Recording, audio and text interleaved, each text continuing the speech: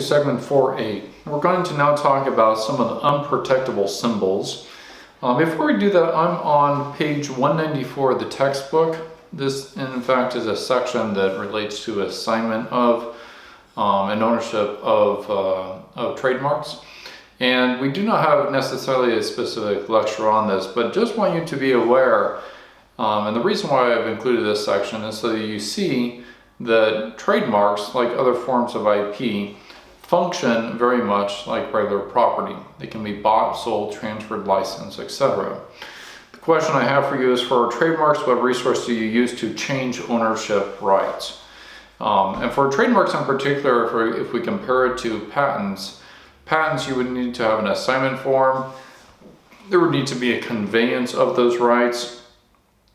As with respect to trademarks, you can actually go on to ETAS, which is the Electronic Trademark Assignment System, which allows you to do everything online, or as far as recording ownership changes. And so you would obviously go to that website, and then you would actually upload any supporting documentation showing that, for example, rights were being conveyed from one party to another party. And that would be the mechanism you would use for that. So, but the big takeaway that I want you to have is just understanding the trademarks, like other forms of IP, can be bought, sold, transferred, licensed. Okay, let's talk about now some of the unprotectable symbols. So keep in mind that along this spectrum of distinctiveness, we have three classifications or three categories that are inherently distinctive. We have one that may acquire distinctiveness through secondary meaning. Then we have generic trademarks, or marks in general, that do not qualify for protection. And then there's almost a separate category of marks that are not even allowed to receive any protection, and that is our discussion now. So first off, you cannot receive marks, obviously, if it may cause confusion with any existing mark. And this is not an analysis with respect to, for example, the distinctiveness of the mark. This is simply a question of whether the mark you're trying to get rights to is in any manner similar to or may cause confusion with an existing mark. So as far as function is concerned, there is three ways to determine whether or not there is functional matter associated with the mark itself. The first is, it is essential to the use or purpose of the device. The second is that it affects the cost or quality of the device. Or third, that its exclusive use by one seller would put competitors at a significant non-reputation related disadvantage. And the idea here is that if there is a function to what it is that you're trying to receive protection for, that may be classified as an unprotectable symbol. A good example of that is, for example, the dual spring design for road signs. So you have the road signs, they can flop one way or the other depending on which way the wind is coming. And that would be an example of something that would have function. And because it has function, it cannot be protected as a symbol itself. Deceptive matter is another category that we have discussed previously, for which you cannot receive protection.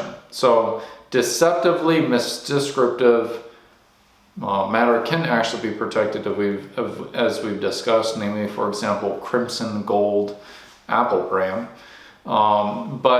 And that assumes that, for example, it has received some secondary meaning, but as a deceptive matter, as a reminder, is not.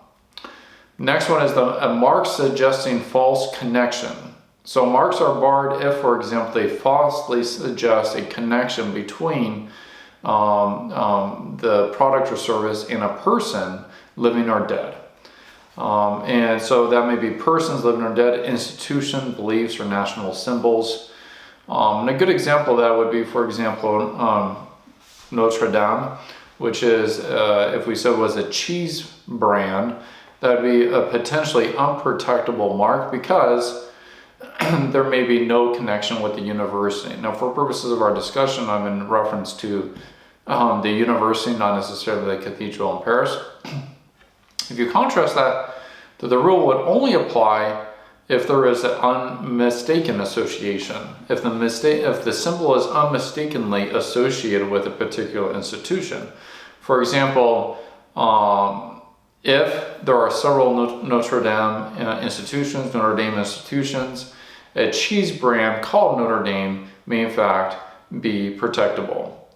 So in short, if the cheese brand Notre Dame is in no way connected to the university and it cannot be relied on because the consumer, for example, buying the Notre Dame cheese may mistakenly associate the cheese with the university and assume that there is some connection. And that's mainly what this is getting at, some type of a false connection between what you are doing and what it is that is being produced or the services that are being provided.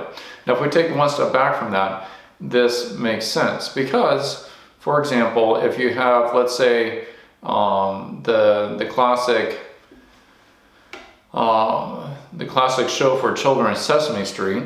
If I came along and said, all right, I'm going to now put forth a new show that's called Sesame Avenue. Well, the reality is that one of the main reasons by which I would want Sesame Avenue is because it's riding on the goodwill of Sesame Street. That's already a name that's established that children love. And if I come along with Sesame Avenue, presumably I'm trying to ride on what it is that has already been achieved for Sesame Street. And that is exactly what it is that is trying to be avoided here. So the goodwill that's associated with the name of, for example, or as a reminder, with respect to trademark, goodwill associated with a name is actually one of the intangible benefits of building up your brand. There's goodwill associated with that. And if somebody else is coming along and essentially making this false connection or association between the brand that's already built up and this new emerging brand, that is what this is trying to avoid. There are three other areas for which you cannot receive protection. One would be immoral or scandalous matter. There is, in fact, even this year, 2019, a matter before the Supreme Court, I believe, the related to this scandalous matter clause and whether or not something would actually qualify or be classified under such category. Disparaging marks, again, this the immoral, scandalous matter, disparaging marks would always be consistent with constitutional law and what is protected within a free space versus not.